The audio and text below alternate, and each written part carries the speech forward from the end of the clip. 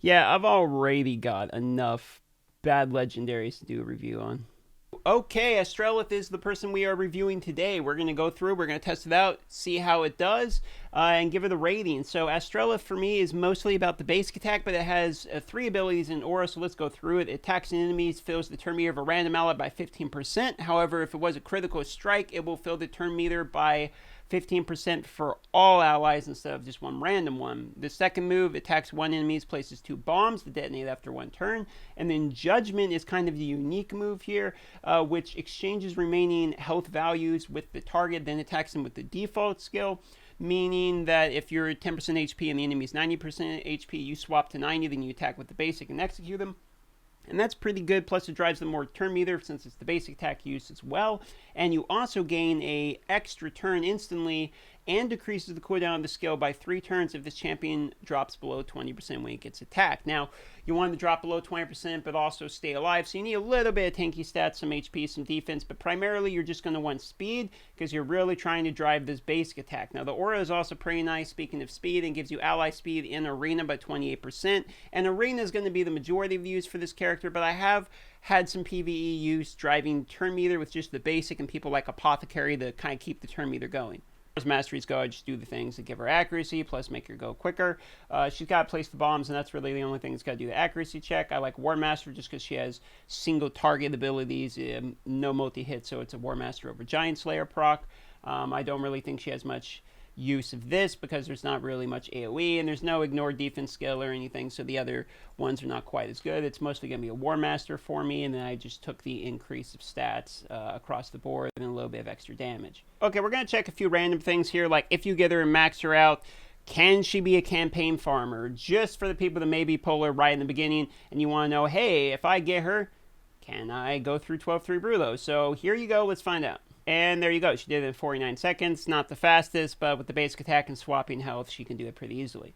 Okay, I've been doing some dungeon testing with her. Now, her main focus is the basic attack with the turn meter fill. So I pair her with Apothecary so she gets more turns more often with the turn meter fill and the speed up. And then I pair her with an AoE and some kind of turn meter reduction with defense down or weaken, etc. That way, her whole job is kind of being the turn meter engine that is continually driving the tracks of the train, making that the damage go over and over. So you see her herself, she did 228k. So she was actually fairly reasonable compared to like Tayrell and Rosin. So in dungeons where she doesn't instantly have the threat of dying, she's actually pretty solid. And here's another shot for you just so you can see that it's pretty consistent that her damage tends to be fairly high compared to other people. I'm doing some testing for Astralith here, and check this out. I just got some 6-star legendary crit rate lifesteal gloves with crit damage, attack, and accuracy. Yeah, I'm going to keep those.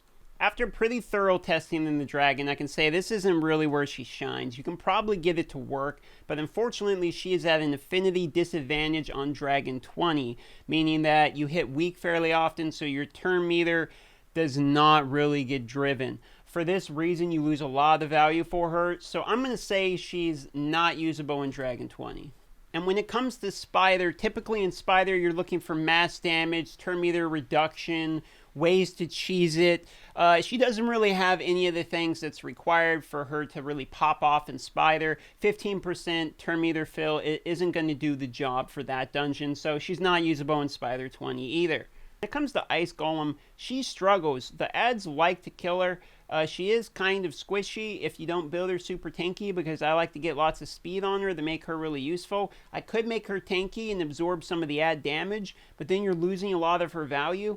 And when it comes to the Ice Golem, I feel like you're really trying to get Dispel, so you can constantly Dispel the freeze, or characters like Macab that can kill people and have them not be revived. For that reason, I'm not a massive fan of her in the Ice Golem, so that's 3 strikes. Now in Fire Knight, she's kind of interesting because if you can get her paired with a counterattack and enough people that the counterattack doesn't equal 10, so he attacks and you remove the shield, she can actually be kind of good, because what ends up happening is you all counterattack, you hit the shield, she hits, fills the turn meter. After that, maybe Apothecary goes or something, fills the turn meter again, and you have a lot of turn meter to work with, and you have people with turn meter reduction. You can kind of start looping. Now, in order for this to really be good, though, you need her with a lot of speed. I mean, I want her like at least 150 speed, and I'm not there yet. I think I really need a lot more speed for her to be good, because you really want her to just go a ton. Just continually give everyone turn meter. The major problem with her, though, is the AI. If you look, a lot of the times the AI is using the judgment move when she has full HP and the other people have full HP, or they have low HP and she has full HP. Just she's swapping health at times that don't make any sense. Now, luckily, if you swap health and you have full health, well, then it doesn't swap health. But effectively, it's wasting the move at that point. And that's kind of unfortunate. That happens a good deal. And we're slowly chunking down the Fire Knight. Normally, it's kind of a little bit more of a turn meter lockout for me. But with this turn meter choo-choo train, he slowly heals, but we slowly grind him out. It's kind of an interesting team. I didn't really expect her to work here, but she has some potential. It's very, very slow because you're kind of grinding people out. But hey, it looks actually it was my best time, I guess, at 5 minutes 45 seconds. And look, she has 400k damage, about as much as Scarhide, the second most on the team. And we got ourselves a legendary drop. Did we get anything good? Oh, accuracy and speed. Okay. All right. So where does that leave us in dungeons? Well, primarily it leaves us with the keeps and maybe Fire Knight. I think that mostly this character is going to be a character used to grind the keeps and to be used in Arena, which we're about to show next. Now, that being said, if you don't have many options and you're not on Dragon 20 yet and you're trying to push through, she might actually have some use in Dragon, because if you're not on the off affinity, you can still drive the turn meter. And driving turn meter gain has use almost anywhere in the game. And for that reason, if you pull this character and you don't really have very many good characters and you're struggling in some of the dungeons, and you see this video and you think, oh, that sucks because she's not good in these dungeons. If you're in the lower ones, don't worry. I think she's actually quite good. Once you get into the higher end game, she's not as good, okay? But this character is not a useless character. All around, I think it has some use. Okay, so let's talk Arena, right? You would think this is the shining area where this character is fantastic. You have a 28% aura. We have a move that procs off gain lower HP that gives you a bonus turn. You can swap HP, etc. Turn meter drive, bombs. You think this would be a great character. Unfortunately, what happens if you place this character on defense, as well as play it on auto and offense, if you hit the auto, it's automatically going to use the judgment move, even though you have full HP and there's no one to swap with, which is then going to put this on a 7-turn cooldown, meaning when she gets to 20% below health, and she gets the bonus turn and reduces it by 3-turn cooldown, it's now a 4-turn cooldown, and she still can't use the move. She can't swap. So here, let me show you. You put it on auto, she automatically uses Judgment. Now it's gone. If they hit her, she gets the bonus turn. She can't swap back to full HP. I think this character could actually be kind of interesting because her damage is acceptable for Arena. I think the swapping mechanics is acceptable for Arena as well, and she has a good aura. The problem is the AI completely misplaced her character so bad that it makes her borderline unusable, because what makes her good in the Arena is sabotaged. So is she unusable in Arena? I think the answer is no. I think that she's close to unusable, as I said, because the AI just butchers her kit so poorly. I think if that AI fixed this problem with Judgment being used incorrectly, I think she would actually be very, very good. I think at the moment, because it's sabotaged by the fact the AI is bad, she's dropped down a tier to just barely usable because of the aura as well as the basic attack, maybe the bomb damage.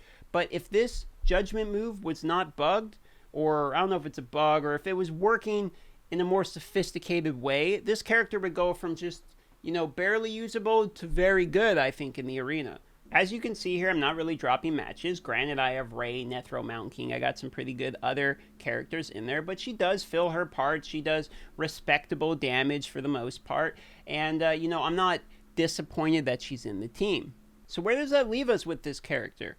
Am I going to give this character yes or no usable? I'm going to give it a thumbs up and say this character is usable. I'm going to say this character is not fantastic. Maybe like a 6 out of 10, maybe 7 out of 10 in some places in the game. But that's really being very generous. I think this character, if you pull it as your only legendary in a mid, late new game player, it's probably a pretty good poll. You can probably get a lot of use out of this character. If it's someone more like in my scenario where it's more of a late game type of situation and the pulls, legendaries I'm getting are either duplicates or I'm trying to pull the few that I don't have yet that are really top tier, this poll is probably not going to increase your roster strength.